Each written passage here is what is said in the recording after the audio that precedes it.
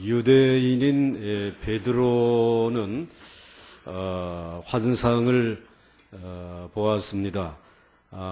특별히 고넬료라고 하는 이방인의 집에 가서 말씀을 전하라는 환상을 보았고, 또 고넬료 역시 환상을 보았습니다. 요빠에 와 있는 이 베드로를 이 가이사라 빌립보에 있는 고넬료의 집으로 초청을 해서 말씀을 들으라고 하는 환상이었습니다. 이 환상에 따라 베드로 사도는 이방인의 집, 고넬료라고 하는 사람의 집으로 가서 말씀을 전합니다. 말씀을 전할 때에 놀랍게도 성령이 임하였습니다. 44절 말씀에 베드로가 이 말을 할 때에 성령이 말씀을 듣는 모든 사람에게 내려오시니 하였습니다. 이것은 참으로 놀라운 일이었습니다. 성령이 임한 것은 유대인들에게만 임하였습니다. 그것도 마가의 다락방에 모여 있었던 그 예수님의 유언의 말씀, 예루살렘 떠나지 말고 내가 너에게 분부한 성령을 기다리라는 말씀을 믿고 마가의 다락방에 모여 있었던 120명의 유대인들에게만 성령이 임하였습니다. 이것이 오순절날 마가의 다락방의 사건인데, 그런데 오늘 놀랍게도 이방인, 이 로마의 백부장인 고넬료라고 하는 사람의 집에서 이 복음을 전할 때에 그 놀라운 성령의 임재가 바로 이 고넬료의 집에 임하게 되었다는 것입니다. 즉 이방인에게도 성령이 임하였다고 하는 것입니다. 이건 굉장한 일이었습니다. 오순절 마가의 다락방은 유대인을 위한 성령 강림이라고 한다면, 오늘 이 고넬료라고 하는 사람의 집에 임한 성령 강림은 이방인을 위한 성령 강림인 것입니다. 그런데 동일하게 다 주의 말씀을 들을 때에 성령이 임하였습니다. 그러므로 사랑하는 성도 여러분, 오늘도 2000년의 세월이 지났지만 주의 말씀이, 주의 복음이 들려질 때에 유대인이든 이방인이든 이 보광동에서 예배를 드리는 우리들에게도 주의 성령이 임하시는 줄 믿습니다. 이제 이 성령이 이 고넬료의 집에 임하였을 때에 첫 번째로 그들에게는 참으로 놀라운 표적이 나타나게 되었다라고 하는 것입니다. 그래서 여러분들 이제 말씀 보시게 되면은 45절 말씀에 이렇게 말씀하고 있습니다. 베드로와 함께 온 할례 받은 신자들이 이방인들에게도 성령 부어 주심으로 말미암아 어떻게 되었다고요? 놀라게 되었다는 것입니다. 오늘 여기 베드로와 함께 온 할례 받은 신자들은 유대인입니다. 다 마가의 다락방에서 성령 세례를 받은 사람들입니다. 그런데 이 사람들이 이방인들에게도, 이 고넬료의 집에 모여 있는 친척들과 그리고 모든 친구들, 이방인들에게도 성령이 부어주심을, 성령이 임하심을 보고 그것으로 말미암아 어떻게 되었다고요? 놀라게 되었다라는 것입니다. 그러니까 성령이 임하는 사건은 영적인 사건이고 눈에 보이지 아니하는 사건인데도 불구하고 성령이 임하는 모습을 오늘 이 고넬료의 집에 있는 이들이 성령을 받을 때에 오늘 유대인들이 가만히 보니까 놀랄만한 일이 벌어졌다는 것입니다. 눈으로 확인할 만한 이런 표적들이 나타났다라고 하는 말씀을 오늘 기록하고 있습니다. 어떠한 표적이 일어났을까? 도대체 무엇을 보고 오늘 이 유대인 신자들이 놀라게 되었을까? 이 질문을 할 수 있죠. 우리는 오늘 본문에 어떠한 일이 일어났다라고 하는 이 소개는 없습니다. 그런데 마가의 다락방에 성령이 임할 때에 나타났던 표적을 통해서 유추해낼 수 있습니다. 마가의 다락방에는 첫째로 어떤 표적이 일어났는가? 사도행전 2장 2절 말씀에 호련히 하늘로부터 급하고 강한 바람 같은 소리가 있어 그들이 앉은 온 집에 가득하며, 이게 첫 번째 표적입니다. 그러니까 하늘로부터 급하고 강한 바람 같은 소리가 들렸다라는 것입니다. 그러니까 그 집에 모여 있었던 사람들, 추운 만약에 겨울이었다라고 하게 되면은 이제 그 안이 실내가 따뜻하지 않겠어요? 그런데 어떤 사람이 문을 활짝 열고 뚜벅뚜벅 들어온단 말입니다. 그러면 그 사람만 들어오는 것이 아니라 무슨 바람이 싱하고 같이 들어옵니까? 찬바람이 싱하고 들어오면서 무엇인가 들어왔구나. 그래서 그 바람을 통해서 어떤 표적을, 어떠한 증상을 느낄 수 있지 않습니까? 그러니까 성령이 임할 때에 나타나는 첫 번째 표징은 오늘 각 사람 속에 누군가가 들어오셨다라는 거예요. 그들의 심령 속에 누군가가 들어오셨다라고 하는 사실을 느낄 수 있는 표적이 나타난 것입니다. 그래서 옆에 있는 사람이 볼 때에 급하고 강한 바람 같은 소리가 들렸는데 그것으로 인해서 이 오늘 고넬료의 집에 있는 이들이 누군가와 만나게 되었구나. 이걸 체험하게 되었다는 것입니다. 그 다음에 두 번째 표적이 무엇인가 하면 사도행전 2장 3절 말씀에 마치 불에 혀같이 갈라지는 것들이 그들에게 보여 각 사람 위에 하나씩 임하여 있더니 라고 말씀하고 있습니다. 불이 혀같이 갈라지는 것이 각 사람에게 임하는 것을 마가의 다락방에서 체험했다라는 말입니다. 그런 표적이 일어났다는 것입니다. 그러니까 오늘 이 고넬료의 집에도 성령이 임함으로 인해서 옆에 있는 분들이 그것을 보고 놀랐다라고 하는 것은 무언가 이런 뜨거운 불의 역사가 나타났다라고 하는 사실을 오늘 우리에게 말씀해 주고 있는 것입니다. 그 다음에 세 번째 표적은 사도행전 2장 4절 말씀에 이렇게 기록하고 있습니다. 그들이 다 성령의 충만함을 받고 성령이 말하게 하심을 따라 다른 언어들로 즉 방언 말하기를 시작하니라. 각 사람이 무엇을 말하기 시작했다고요? 방언을 말하기 시작했다는 것입니다. 그러니까 성령이 마가의 다락방에 임함으로 인해서 나타난 세 번째 표적은 방언의 표적이었다는 것입니다. 그런데 오늘 이 고넬료 이방 사람들에게 임한 성령도 이러한 표적들이 나타났다는 거예요. 그래서 옆에 있었던 이 유대인 신자들이 보고 이들도 성령을 받았네. 그리고 받은 것을 알고 확인할 수 있는 그러한 표적들이 있었기 때문에 놀라게 되었다는 것입니다. 사랑하는 성도 여러분, 대개 성령의 체험이 없이 예수 믿는 사람들은 예수를 좀 조용히 믿어라. 이렇게 얘기를 합니다. 꼭 미친 사람 같구나. 이런 얘기들을 합니다. 성령의 은혜를 받고 성령으로 말미암아 이런 표적이 나타나는데 그래서 그런 얘기를 들으면서 성령의 체험을 하고 있는 사람들이 정말 미친 사람이라는 소리를 안 들으려고 막 참으면서 기도하려고 하지만은 그런데 시간이 지나면 지날수록 그걸 견딜 수 없어서 무언가 막 요동치면서 자신의 그 입술로 방언을 얘기하고 그리고 뜨거운 것을 찬송과 감사로 표현하는 이런 일들이 일어납니다.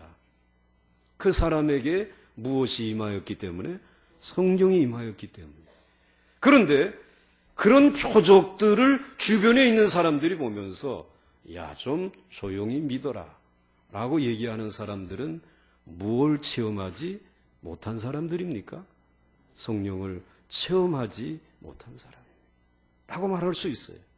그런데 여러분, 이런 성령이 임하게 되면 이런 표적으로 주변에 있는 사람들이 보고 알 수 있는 놀라운 일들이 벌어지는데, 이제 여러분들에게도 성령의 세례를 받았습니까? 묻게 되어지게 되면은 내게 나타난 표적이 없어가지고 자신있게 대답을 못하는데, 여러분들에게 구체적인 표적이 있습니다. 여러분, 교회를 나오는 일은 이건 억지로 되어지는 일이 아닙니다. 교회 나갑시다 해서 여러분들 끌려 나오는 사람 아무도 없습니다. 뭐 교회 나오면 돈을 줍니까? 먹을 것을 줍니까? 뭐 재미가 있습니까? 그런데 여러분의 삶 속에 예수를 영접하면서 여러분들의 마음 속에 자꾸 교회 가고 싶은 마음, 그 말씀을 듣고 싶은 마음이 생겨지는 것입니다. 그래서 발걸음이 교회로 옮겨지는 것은 여러분 안에 누가 계시기 때문입니까? 성령이 계신 구체적인 표적입니다. 그리고 또 여러분들의 삶 속에서 이 기도하고 싶은, 그래서 예수를 믿고 그리고 성령의 은혜를 받고 난 다음에는 막 기도하고 싶고 찬송하고 싶고, 그래서 여러분의 마음속에 아주 뜨거운 마음들이 여러분 마음속에 있습니다. 그런데 여러분들, 우리들의 마음속에 이런 뜨겁게 찬송하고 기도하고 싶은 마음, 억지로 기도하세요, 찬송하세요, 좀 뜨겁게 해보세요 라고 얘기해도 이건 되어지지 않는 일입니다. 여러분 안에 불과 같은 성령이 여러분의 마음을 뜨겁게 하고 그 찬송과 기도를 드리는 중에 눈물이 주르르 흘러나오도록 하시는 일은 내가 할 수 있는 일이 아닙니다. 그것은 성령이 여러분 안에 내주해 계시기 때문에 성령이 임하신 표적으로 말미암아 나타나는 일인 줄 믿으시길 바랍니다. 옆 사람들이 볼 때 이거 왜 그래? 교회를 나간다고? 그리고 뭐 기도하러 간다고? 새벽 기도회를 다 나간다고? 여러분 놀라울 만한 일이 일어나는 거예요. 뿐만 아니라 여러분에게도 이제 교회를 나가게 되면은 방언을 말하게 되어집니다. 그런데 그 방언이라고 하는 말은 다른 언어인데 평생에 가도 한마디도 할 수 없는 말이 있습니다. 다른 사람에게 예수 믿으세요. 이거 하기 쉽지 않은 말이죠. 교회 나가십시다. 밤낮 뭐 술 마시고 뭐 담배 피고 그다음엔 뭐 동료들하고 밤낮 뭐 이렇게 이제 그 죄 짓는 일 하던 사람이 어느 날 교회 가자고. 이건 그야말로 방언 중에 방언입니다. 놀랄 만한 일 아니겠어요? 그런데 어떻게 그러한 이 고백이, 그러한 언어가 내 안에서 나올 수 있느냐 말이죠. 착하게 살아야 된다. 하늘나라에 가야 된다 말이에요. 이런 말이 어떻게 나올 수 있느냐 말이죠. 이것은 성령님의 역사가 아니고서는 이루어질 수 없는 일들이에요. 성령이 여러분에게 임하신 줄 믿으시길 바랍니다. 이러한 표적들이 있었습니다. 그런데 이러한 표적들은 우리가 생각할 때에도 좀 미지근한 표적입니다. 이제 한 걸음 더 나아가서 여러분들이 예수 믿고 성령 충만한 가운데 초대교회와 마가의 다락방과 같이 그리고 고넬료의 집과 같이 정말 급하고 강한 바람 같은 소리가 들려지고 불이 혀같이 갈라지는 뜨거운 성령의 불이, 그리고 여러분을 향하여 하나님이 주시는 신령한 방언들이 터져 나오는 뜨거운 성령 충만한 체험이 함께 하시기를 주의 이름으로 축원합니다. 그 다음에 오늘 두 번째로 생각할 수 있는 것은 성령 세례와 함께 나타난 두드러진 표적이 있었습니다.